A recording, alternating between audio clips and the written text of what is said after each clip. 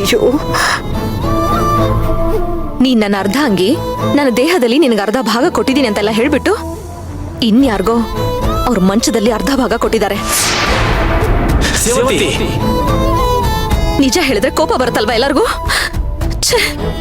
ಒಂದ್ ಹೆಣ್ಣಿನ ಮನ್ಸು ಯಾರಿಗೂ ಅರ್ಥನೇ ಆಗ್ತಾ ಇಲ್ಲ.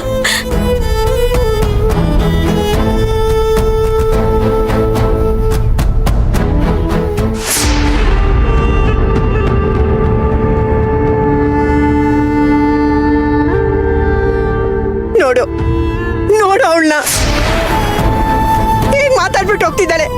ಶುಳ್ಗಿರು ದೆವ್ವ ಹಿಡ್ದಿದೆ ಅನ್ಸುತ್ತೆ. ಮಾ, ನೀನ್ ಟೆನ್ಷನ್ ಮಾಡ್ಕೋಬೇಡ, ಎಲ್ಲ ಸರಿ ಹೋಗುತ್ತೆ. ಇದನ್ನೆಲ್ಲ ನೋಡ್ತಾ ಇದ್ರೆ ಯಾವುದು ಸರಿ ಹೋಗಲ್ಲ ಅನ್ಸುತ್ತೆ. ಎಲ್ಲಿ ಅರ್ಜುನ್ ಸೇವಂತಿ ಬೇರೆ ಬೇರೆ ಆಗ್ಬಿಡ್ತಾರೋ ಅಂತ ನನಗ್ ಭಯ ಆಗ್ತಿದೆ. ಹಾಗಾಗ್ಬಿಟ್ರೆ ಅದನ್ನ ನೋಡಿ ತಡ್ಕೊಳ್ಳೋ ಶಕ್ತಿ ನನಗಿಲ್ಲ ಕಣೋ ಪ್ರತಾಪ. ಶಕ್ತಿ ನನಗಿಲ್ಲ.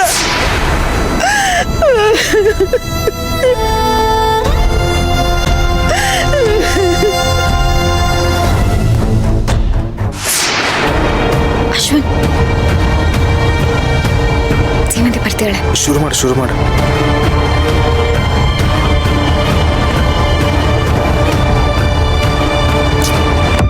ಪಾಪ ಕಣೆ, ಅದಕ್ಕೆ ನೋಡ್ತಿದ್ರೆ ಅಯ್ಯೋ ಪಾಪ ಅನ್ಸುತ್ತೆ.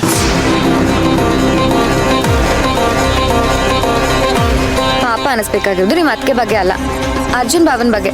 ಅಕ್ಕಂದು ಯಾಕೋ ತುಂಬಾ ಅತಿ ಆಯ್ತು ಕಣೋ. ಭಾವನ್ ಬಗ್ಗೆ ಅಷ್ಟೆಲ್ಲ ಗೊತ್ತಿದ್ರು ಡಿವೋರ್ಸ್ ಕೇಳ್ತಿದಾರಲ್ಲ, ಇದು ನ್ಯಾಯನಾ? ನೀನೇ ಹೇಳು. ಯಾವ್ದು ನ್ಯಾಯ ಯಾವ್ದು ಅನ್ಯಾಯ ಅಂತ ನಾವು ಡಿಸೈಡ್ ಮಾಡಕ್ ಹೆಂಗಾಗುತ್ತೆ? ಆ ಫೋಟೋ ನೋಡಿದ್ರೆ 1000 ಕತೆ ಹೇಳುತ್ತಲ್ಲ.